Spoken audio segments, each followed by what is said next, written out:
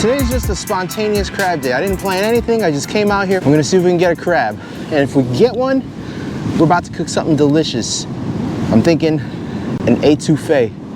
But we'll see, we gotta get one first. And man, I already made my first cast. I was trying not to get wet, but with all the surges, you know, we had a break in the weather today, and that was why I came out here on this spontaneous trip. There's a break in the weather. It's been raining this whole week. It's gonna rain some more soon. I didn't want to bring my waders because I was being lazy, and look what I got. So, should have brought my waders. But yeah, let's see if we catch something. Cook it up.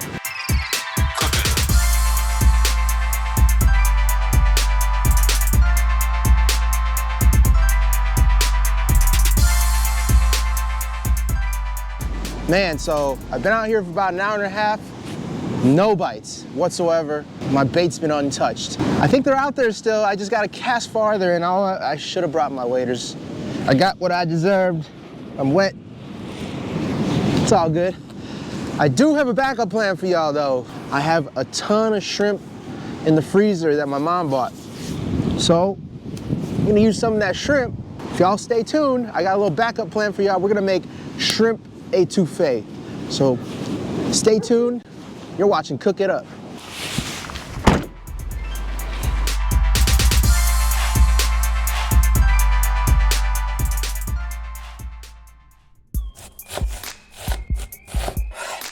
Onions diced. Also gonna do a little bit of shallot.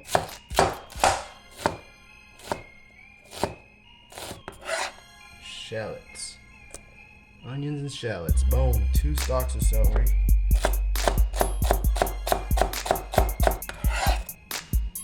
Two stalks of celery. Bang.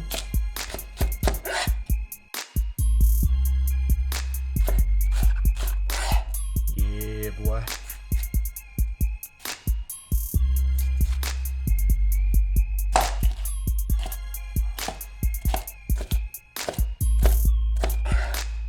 The green peppers.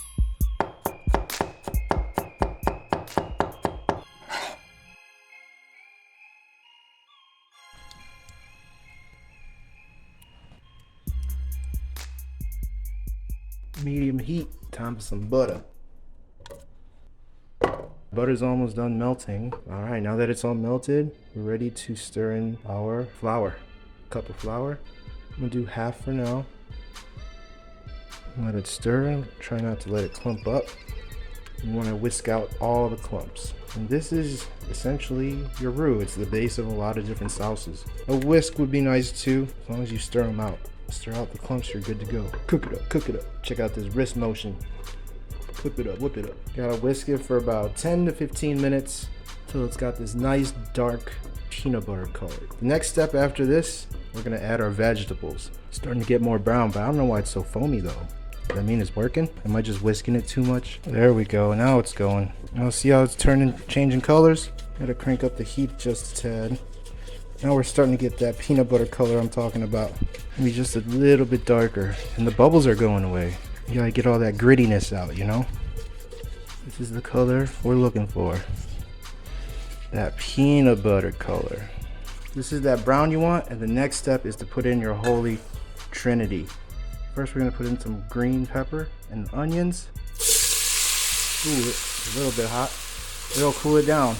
Celery, it's got water in it, so you gotta be careful with the reaction. Onions, celery, and green bell peppers. Yeah, you wanna add a little pinch of salt as well. The veggies are softening up, and we're at the end of the cook, so we're gonna add our shallots and garlic. Just gonna put them all in. Once we smell the garlic, we're gonna put the rest of the dry ingredients in. Oh man, if only y'all could smell this. Lots of wrist motion in this one for sure. It freaking smells amazing. I think it's time for the other ingredients. Black pepper, cayenne pepper, smoked paprika, thyme and oregano, salt. Alright, give that a mix. And we'll just keep whipping it. Next, we're gonna be adding some clam juice. This is the clam juice. You can use chicken broth. You can use shrimp stock. Slowly add some. And while you're doing that, whisk it up. The clam juice sounded pretty fire, so I said, let's go. Let's try it.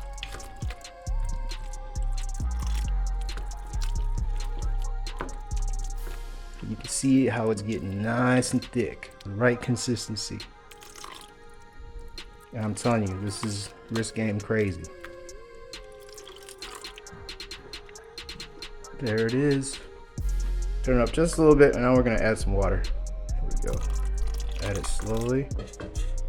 Don't forget your bay leaves. Let that simmer.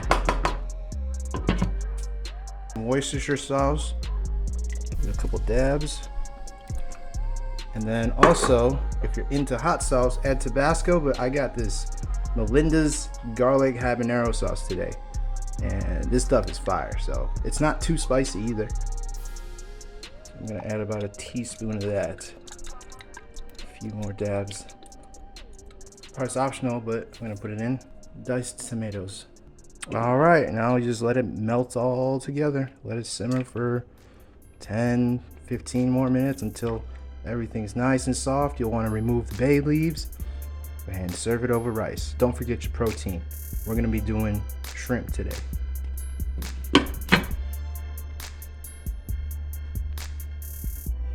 Yeah. Rice just popped. We're about to serve. Here's our etouffee. It'll get thicker once it cools down a little bit. And since the rice just popped, we're ready to pop in the little shrimpy boys right here. Yeah. And I brine these, and they recommended to put in baking soda. If y'all know why you want to put baking soda in the brine, let me know. Maybe it tenderizes it or something. I don't know. But there go the shrimpies. They don't gotta cook for too long, just enough to cook them through. Let that simmer for another minute, and we're ready to serve. I'm gonna cut the heat and let it cool off for a little bit.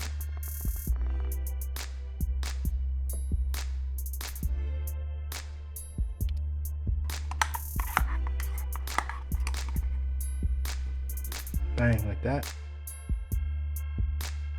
Finish it off. Some green onions. Bang. What y'all think? The very first shrimp etouffee. See how it tastes. Cook it up. Put it right in. A little bit of rice. That gravy. Some shrimp.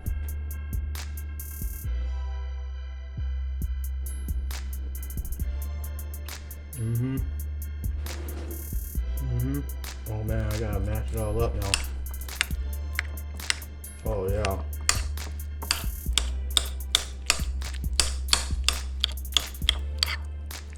Maybe next time we can catch a dungeness crab and make a dungeness crab etouffee. If you like what you see, make sure you like and subscribe, and I'll see y'all in the next one. Cook it up. Oh, my shrimp.